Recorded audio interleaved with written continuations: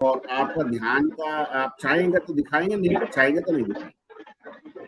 ठीक है जय ठीक गुरुदेव जी। है। अब आप बताइए। हाँ, तो मैं ये गुरु सियाग सिद्धि योगा में 3 साल पहले जुड़ा था। एक्चुअली इसकी जानकारी तो मुझे 2014 या 15 में हुई थी। तो उस टाइम क्या है कि मैंने इंटरनेट के थ्रू ये KRS करके एक चैनल है एस्ट्रोलॉजी का। तो उस टाइम मुझे बड़ी जिज्ञासा थी एस्ट्रोलॉजी के बारे में जानने की। तो वो जो एक अमेरिकन एस्ट्रोलॉजर था, उसने मुझे बताया कि मेरे गुरु है गुरु सियाग करके। तो मैंने सर्च किया गूगल पे। तो उस टाइम मैंने देखा कि गुरु सियाग सिद्ध योगा करके कुछ एक मेडिटेशन सेशन है जिसमें कुंडलिनी एक्टिवेशन वगैरह के बारे में बताया जाता है और मैं उसमें इंटरेस्टेड था। उस टाइम मुझे ये सब चीजें पता नहीं थी, बट ये कुंडलिनी एक्टिवेशन या स्पिरिचुअलिटी में मुझे मुझे ज्यादा इंटरेस्ट था। तो इसके लिए मैंने ये देखा एपिसोड वगैरह, गुरु जी की स्पीच वगैरह देखी, मंत्र भी सुना, बट कुछ हुआ नहीं। मुझे लगा ये कुछ फालतू ही है, इसमें ऐसे कुछ ही। होता नहीं है, ऐसे जी ही जी। है। हम्म। और फिर छोड़ दिया उसके बाद।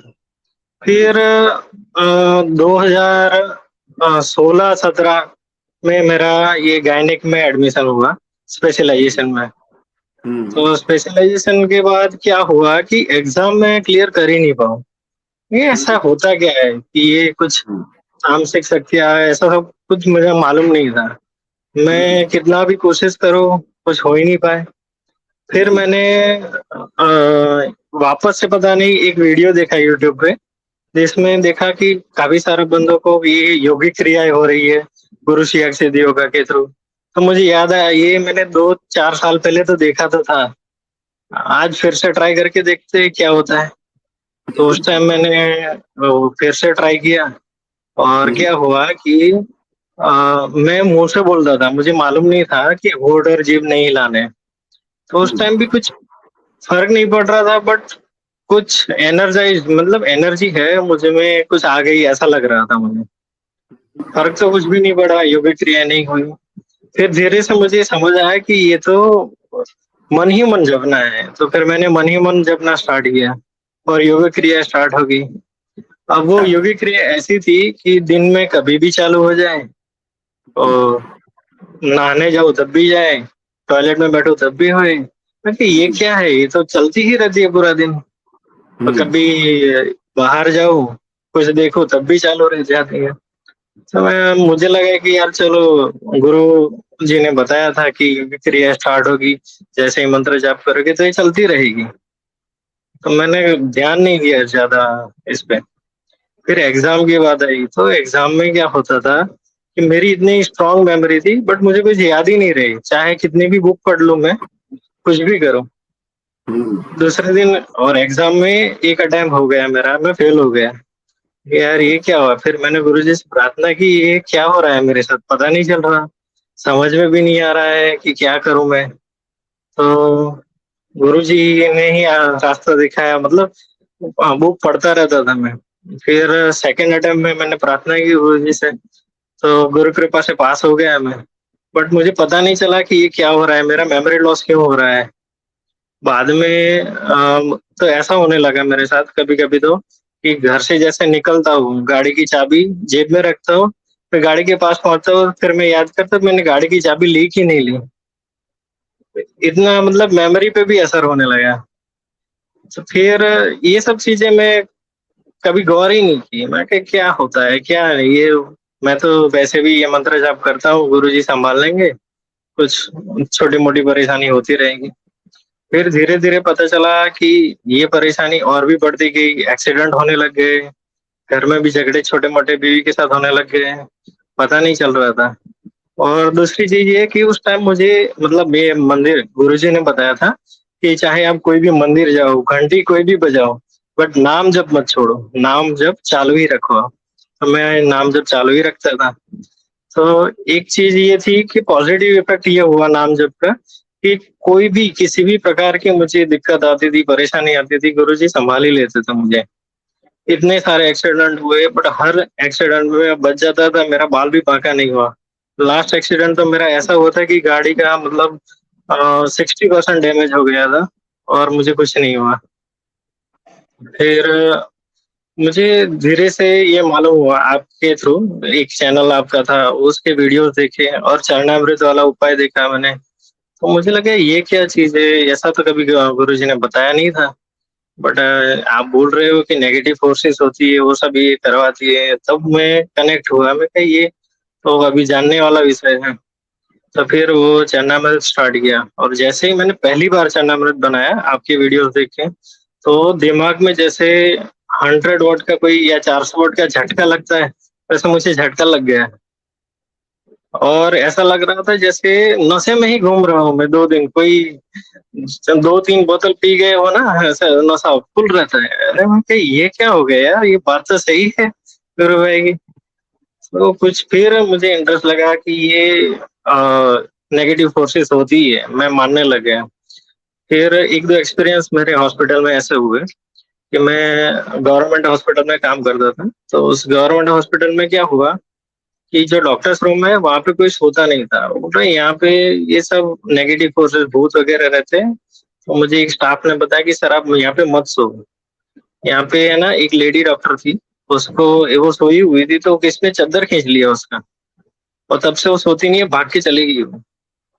तो मैं क्या, मुझे तो कोई फर्क नहीं पड़ता, मैं तो सोऊंगा। अब डॉक्टर्स रूम में ही सोऊंगा, नहीं सोऊंगा तो और कहाँ सोऊं मैं तो गुरुजी का जो एक चरण का फोटो था उस तकिए के पास लगा के सो जाता था। मेरा कुछ होता नहीं था। तो सब स्टाफ वाले परेशान, सर आपको कुछ होता नहीं है, डर नहीं लगता इसमें, रात में तो कोई सो ही नहीं सकता यहाँ पे। मैं कहा, मुझे कोई फर्क नहीं पड़ता। मैं तो ये गुरुजी के चरण की फोटो है तकिए के बाहर लगाई और सो गया। और मुझे भी नहीं पता, ये गुरुजी ही करवा रहे थे, मुझे नहीं मालूम है कि ऐसे फोटो रखने से ऐसा हो रहा है। तो मैं तो तकिए के पास फोटो लगा के चरण छू के सो जाता था। और धीरे धीरे फिर जैसे जैसे आपके एपिसोड्स बनते गए और ये सब स्टूडियो आया, तब जाके मुझे मालूम हुआ कि ये तो वही नेगेटिव फोर्सेस है जो ये सब रोग देती है, डिसीजेस लाती है, और ये सब चीजें होती है। और फिर धीरे धीरे मैंने सर्च किया और मैंने जैसे ही ज्वाइन किया स्टूडियो, तो मेरे भी पीछे हाथ बंधने लगे और अंदर से कुटाई होने लगी, ऐसा कुछ हुआ मुझे महसूस। फिर मैं कहा मैं एक बार धर्मेंद्र जी से बात कर लूं, वो ही इसका निपटारा कराएंगे, क्या है जो भी है वही जाने आगे का। जी। अब बताओ गुरु भाई, आप डॉक्टर हो, एक मेडिकल हम्म। प्रोफेशनल हो, तो ये मेडिकल प्रोफेशनल्स के लिए कितना मुश्किल होता है इस बात को यकीन कर पाना कि भाई हम्म। ऐसा भी कुछ हो सकता है, ऐसा भी हम्म। कुछ हो सकता है। जी। बहुत डिफिकल्ट था सर मेरे लिए। तो मैं तो पहले बिलीव ही नहीं करता था। मैं तो, मेरे पास कोई अगर आता है और ऐसी बात भी करता था, मैं खुद की स्टाफ की ही बात कर लो, तो उनको भी मैं भगा दिया, ऐसा भूत भूत कुछ होता नहीं है भाई, तुम भागो यहाँ से, मैं तो सो जाऊंगा यहाँ पे, मुझे कोई फर्क नहीं पड़ता है। जी।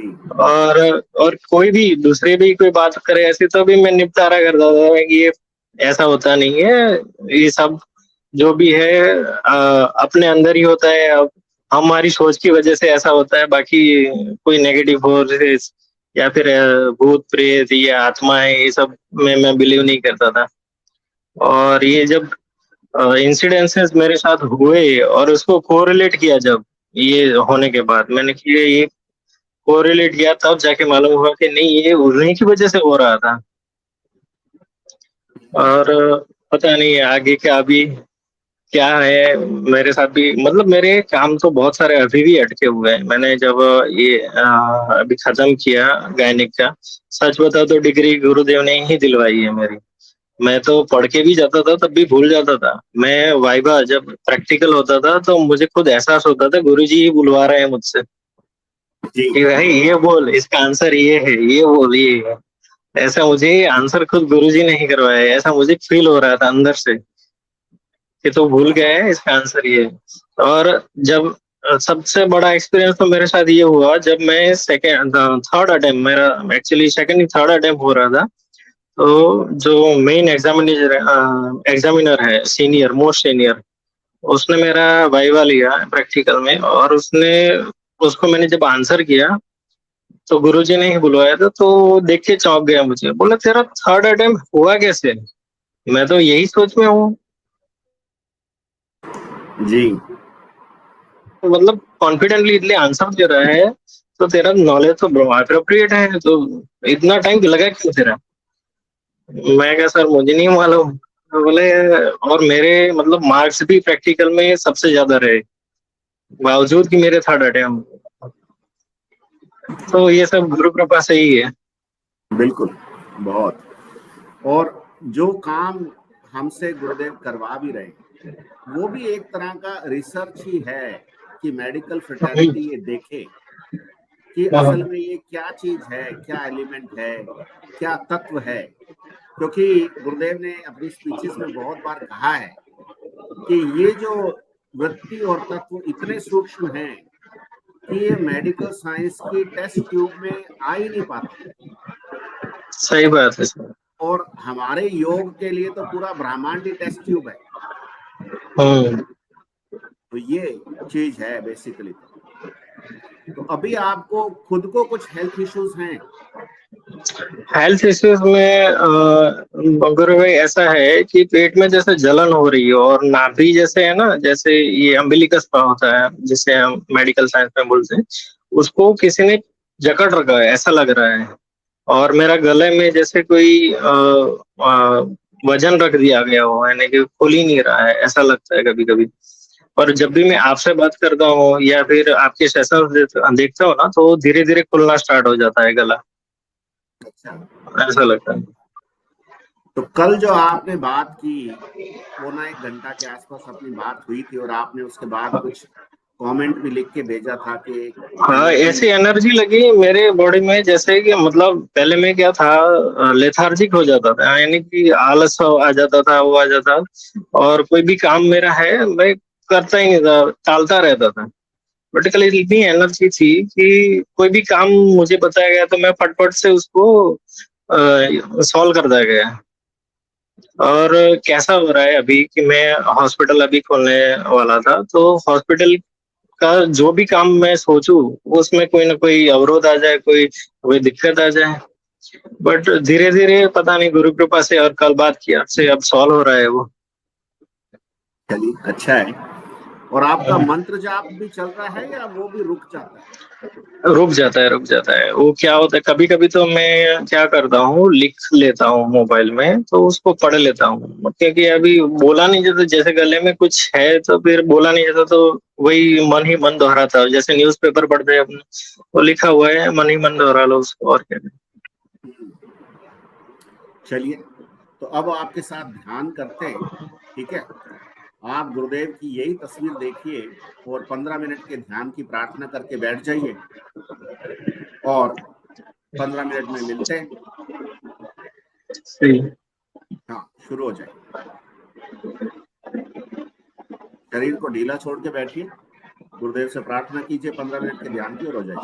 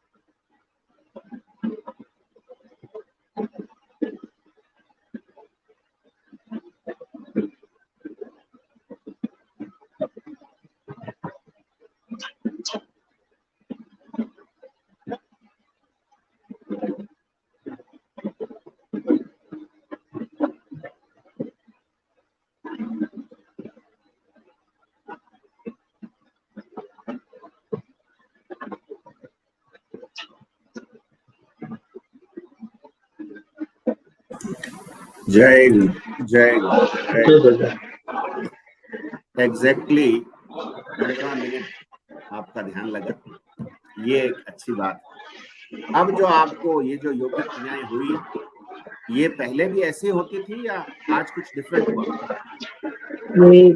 होती थी बट डिफरेंट टाइप की, चालू ही रहती थी।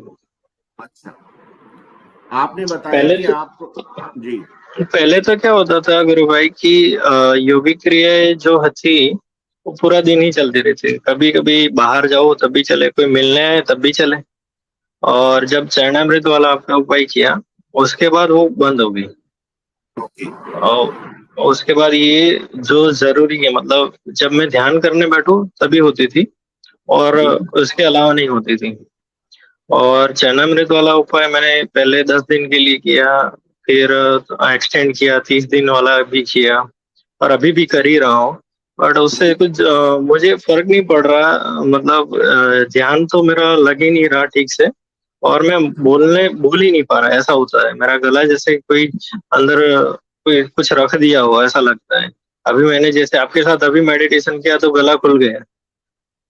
अभी कुछ नहीं हो रहा है, अभी गला साफ हो गया है।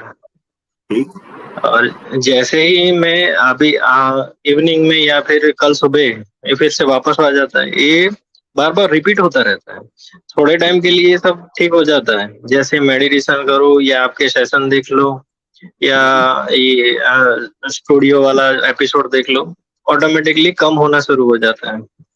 और बिल्कुल, पहले क्या दिक्कत होती थी, ये गले से जैसे खाना अंदर नीचे उतर ही नहीं पाएगा, जैसे गला पकड़ लिया तो खाना भी रिगरेट करके थोड़ा बाहर आ जाता था। हाइपर बिल्कुल, एसिडिटी में जैसे होता है, जो खाना हम्म, कुछ होता है वो बाहर आ जाता है, ऐसे हो जाता था। हम्म, खा भी नहीं पा रहा था ठीक से, ऐसा मेरा था हाल। और अभी वो हम्म। मेरे ख्याल से 80 to 90% सॉल्व हो गए हैं, 10% ऐसा रहता है, कभी कभी कभार ऐसा होता है। तो एज ए मेडिकल प्रोफेशनल आप कितना आश्चर्य करेंगे अगर आपके अंदर से कोई तामसिकता बोल जाए अभी तो? मैं तो सर शौक में ही आ जाऊंगा। मैं पहले कभी ऐसा मैंने सोचा भी नहीं था कि मेरी ये जो लाइन है वो डिफरेंट थी। हमें जो पढ़ाया गया है और जिस बैकग्राउंड और जिससे हम आते हैं, मतलब ये पढ़ते हैं और ये सब कुछ, तो इसमें ऐसा हम बिल्कुल नहीं करते थे। अभी मेरा मेडिकल क्वालिफिकेशन अगर मैं किसी दोस्त को भी बताऊं या फिर उसको बताऊं तो बोलेंगे ये पागल हो गया है लड़का, ये मेडिकल साइंस से अलग होने लग गया है अभी, जी, कौन सी चीजों में बिलीव कर रहा है ये। तो आपने बट जैसे कल जिक्र किया कि बहुत सारी ऐसी बीमारियां होती हैं जिनके जो रिसर्च की जाती है मेडिकल साइंस में, उसके लास्ट में ये कंक्लूड कर दिया जाता है कि ये इडियोपैथिक है या कुछ और है। यस, जिसका कोई कॉज नहीं होता, तो मोस्टली बुक में ऐसा लिखा है, unknown, not known, idiopathic. That means कि इसका अभी तक कोई जान नहीं पाए रूट कॉज क्या है, इसका किस वजह से होता है। अभी रूट कॉज मुझे तो मालूम पड़ रहा है कि धीरे धीरे क्या हो रहा है। बट अभी जी, जैसे जैसे आपके साथ जुड़ूंगा तो गुरु कृपा से ये भी एक मेरा शोध का विषय है, तो मैं भी इसमें आगे बढ़ना चाहता हूँ, ये क्या है चीज। बिल्कुल। और हमारे पास तो करीब 300-400 वीडियोस हैं जो आप शोध के लिए ले सकते हैं, रिसर्च के लिए ले सकते हैं, उन लोगों से बात कर सकते हैं जिन लोगों के साथ ये एक्सपेरिमेंट हुआ है या जिन लोगों को ध्यान करवाया गया है। उनके अंदर जो तमोगुण बोलता है, नेगेटिव फोर्सेस बोलती हैं, वो सारे के सारे आप उनको एक्सेस कर सकते हैं। हम आपको शेयर कर देंगे, डेफिनेटली सर। है ना? अभी पक्का अगर, पक्का। हाँ, भंवर सिंह जी, आप कुछ कहना चाहते हैं? नहीं नहीं, जो आप ये सही दिशा में गुरुदेव ही लाया, इनको काम के लिए लाया। जी,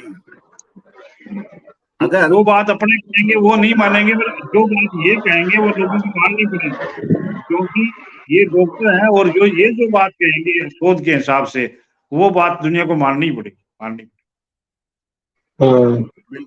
बिल्कुल, बिल्कुल।